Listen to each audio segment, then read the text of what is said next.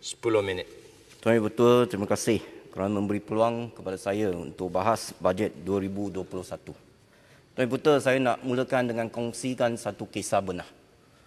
Seorang datuk jaga cucunya kerana anak dengan menantunya sekarang berada di Singapura. Di Singapura, mereka sebelum tu kerja sana, tetapi sekarang mereka menganggur di Singapura tetapi tak boleh balik ke Malaysia. Baik, sekarang ialah CMCO. Sekolah minta supaya cucunya belajar online. Tetapi dia rumahnya tak ada komputer. Jadi pihak sekolah telefon datuk dia. Kata kalau tak ikut online belajar, maka akan tolak makam. Apa datuk buat? Datuk terpaksa pergi pinjam daripada orang. Datuk terpaksa pergi jual barang yang bernilai di rumah dia. Tetapi wang masih tak cukup. Apa dia buat? Wang yang sepatutnya dibelanja untuk beli ubat, dia pakai wang tersebut untuk belikan komputer tersebut. Akhirnya apa berlaku? Datuk tersebut oleh kerana beberapa hari tidak makan ubat, kena stroke.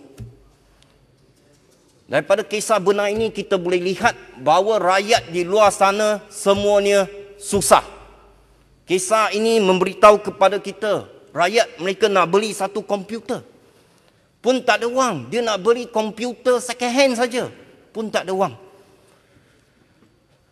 Sistem belajar yang kita ada, kita minta supaya pelajar semua pergi online belajar. Tetapi ada banyak masalah. Ramai orang tak mampu, terutama daripada golongan B40, tak boleh beli komputer. Ini masalahnya.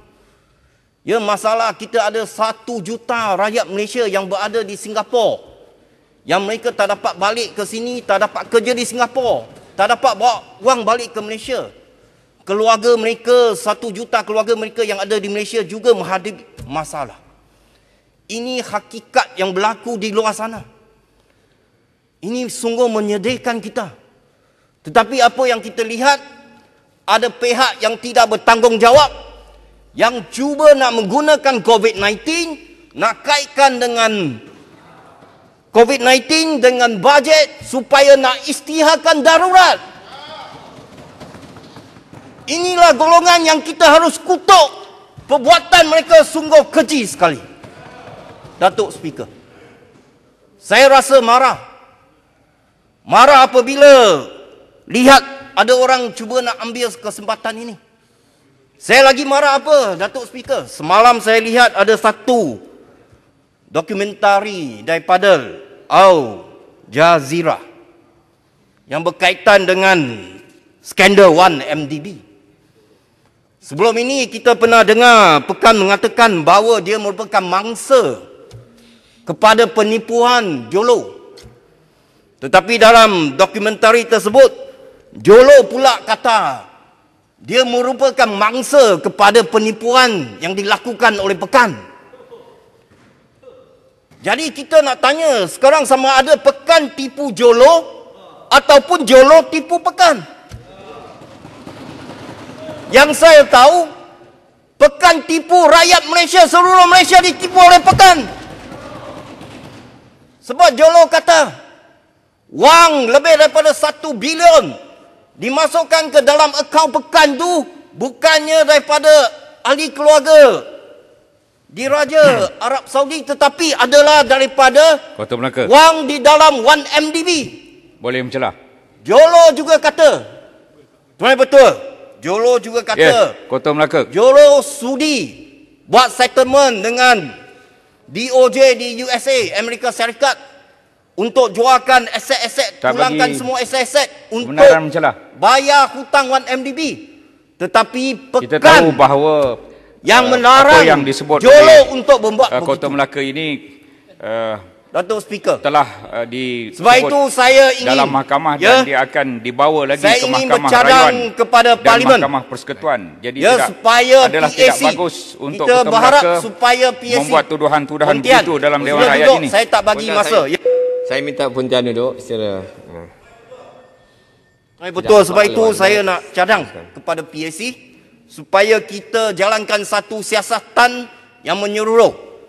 Keadaan apa yang disebut oleh Jolo, kita heretkan Pekan dengan Jolo datang ke Parlimen, buat penerangan secara live di PAC tersebut. Ya, untuk kita nak tahu apa yang berlakunya sebenar. Datuk Speaker, saya juga nak mengingatkan Timbalan Menteri Kewangan, Perusahaan Peladangan dan Komuniti, Ahli Parlimen Tanjung Piai masih belum membuat penjelasan terhadap laporan PAC yang telah siap, yang mengatakan beliau terlibat dalam satu direct contract, ya, direct award kepada syarikat beliau. Ya, kalau kita lihat laporan ini, 24 kali soalan ditanya, jawapannya 24 soalan ditanya, jawapannya ialah saya tidak tahu. Bila mau dapat projek, dia tahu. Bila mana ada projek, dia tahu mau pergi tender, direct tender, dapat projek. Tapi bila datang ke PAC, bagi penjelasan, 24 kali cakap saya tak tahu. Laporan SPRM telah dibuat.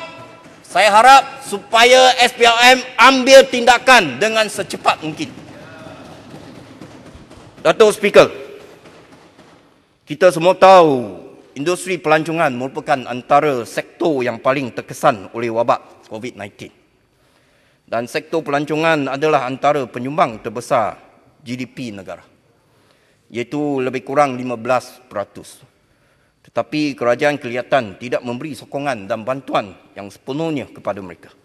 Saya merujuk kepada kenyataan Malaysian Association of Tour and Travel Agents, MATA, dan Malaysian Association of Hotels, MAH. Mereka adalah wakil industri ini telah menyatakan kekecewaan mereka terhadap belanjawan 2021.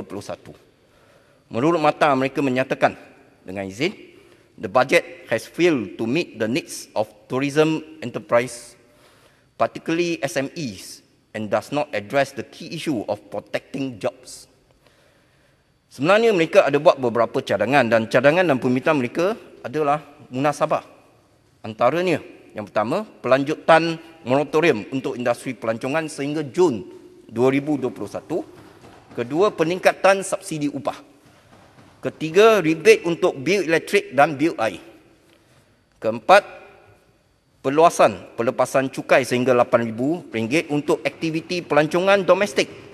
Dan terakhir, permintaan mereka ialah grant sejumlah 20 juta untuk digitalkan platform online mereka. Ya, saya rasa ini satu permintaan yang munasabah. Kalaulah kita boleh bagi jasa, ya, 81 juta, takkanlah 20 juta untuk sektor pelancongan tidak boleh dipertimbangkan. Ya, Datuk Speaker.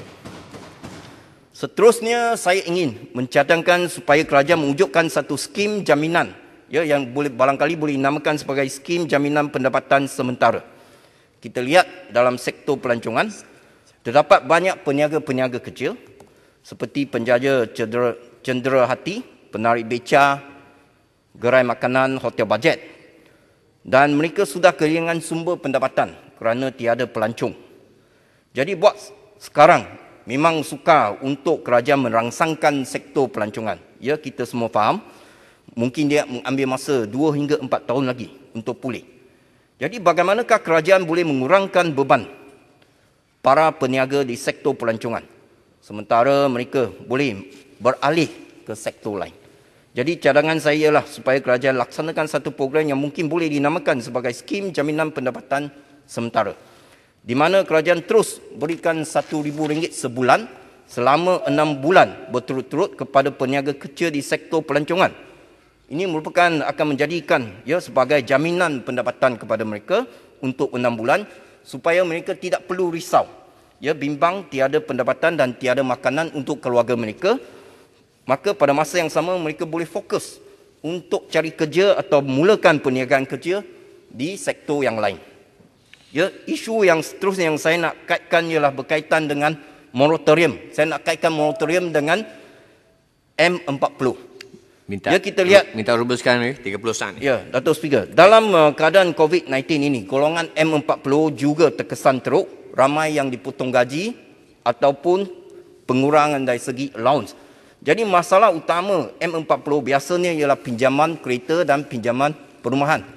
Jadi di sini kita berharap supaya lanjutkan moratorium selama 6 bulan kepada golongan M40 dan juga B40. Dan kosnya hanya sekadar 6.4 bilion. Saya rasa boleh ditanggung. Kalau kita lihat laporan bank 6 bulan yang pertama, rata-rata semua membuat keuntungan. Maybank untung 3 bilion. Public Bank untung 2.3 bilion. Hong Leong Bank juga untung 1.1 bilion. Semuanya untung. Takkan tak boleh tolong rakyat.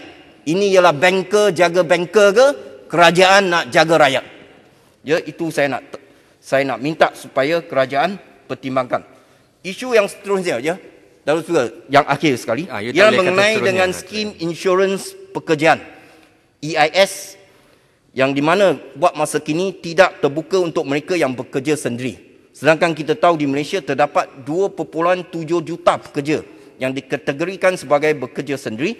Maka cadangan saya kepada Kementerian Sumber Manusia ialah untuk memperluaskan skim EIS kepada golongan yang bekerja sendiri.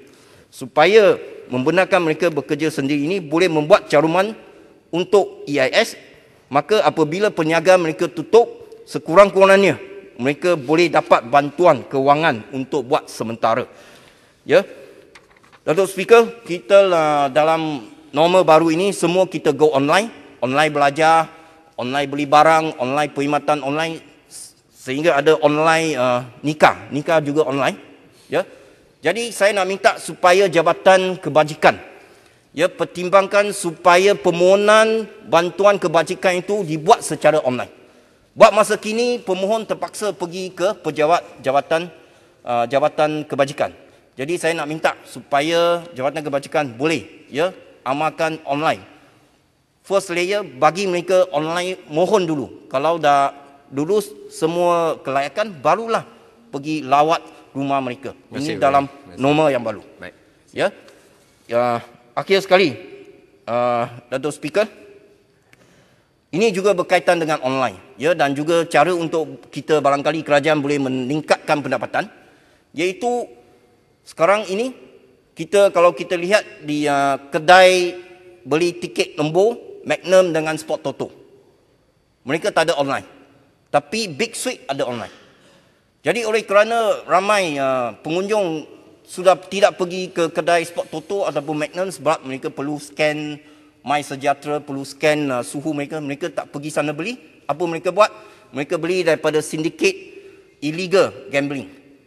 Jadi saya nak minta supaya pihak kerajaan boleh pertimbangkan, memandangkan Sport Toto dengan Magnum, mereka adalah syarikat pemegang lisen gambling yang sah. Benarkan mereka untuk adakan online service juga. Supaya bukan saja kita dapat bentras COVID-19, kita juga dapat mengatasi masa sindiket ini dan juga dapat meningkatkan pendapatan kerajaan yang dianggalkan kerugian sebanyak 2 bilion setahun kerana mereka memberi daripada sindiket yang tidak berlaisan itu. Baik, terima kasih. Dengan itu, sekian. Baik. Terima kasih. Tuan Yang Betul.